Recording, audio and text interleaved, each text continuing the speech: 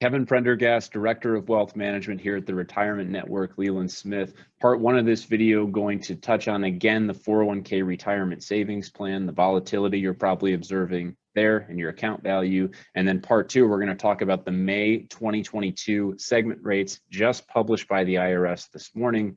Today is Thursday, June 23rd, and we'll talk about the impact. They are significantly higher. So as you progress through the second half of this year, the second half of 2022, good idea to take a hard look at your personal situation, because the difference between a pension lump sum commenced in 2023 and a pension lump sum commenced in 2022 is likely to be significant.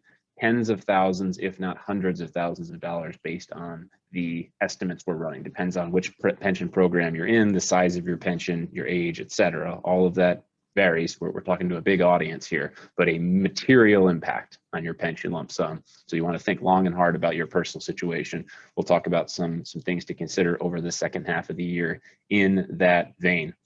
First things first, continued volatility in the 401k profit sharing plan. A lot of the companies we own, the stocks we own, these are companies, these are businesses that we have a legal claim to. We have a legal claim to their profits. That's what it means to be a stock investor. We get to participate in a company's profits.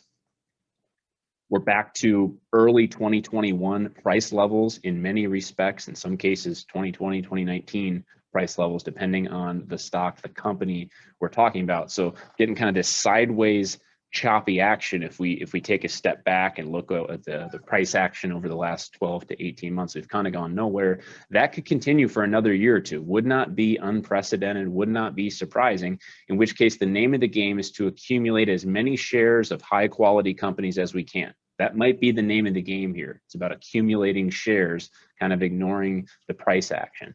And if you want some specific ideas, visit the articles and videos section of our website. Check out this May 2022 video where we talk about some specific ideas to consider within the 401k profit sharing plan.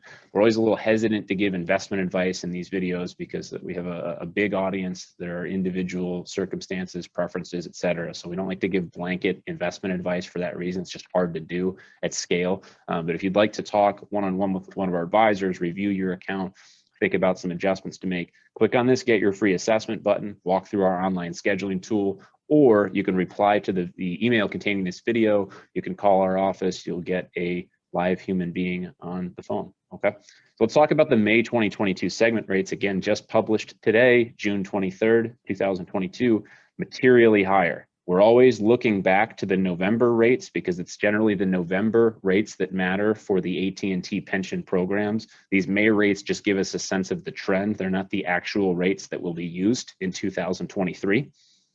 But we're up at 3.23 for the first segment, more than triple where we were in November.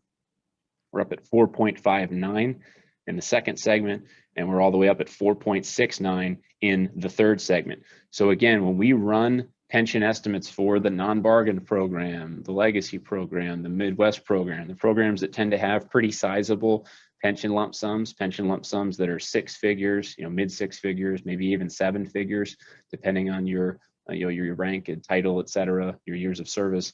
We're talking about minimally tens of thousands, if not hundreds of thousands of dollars of impact.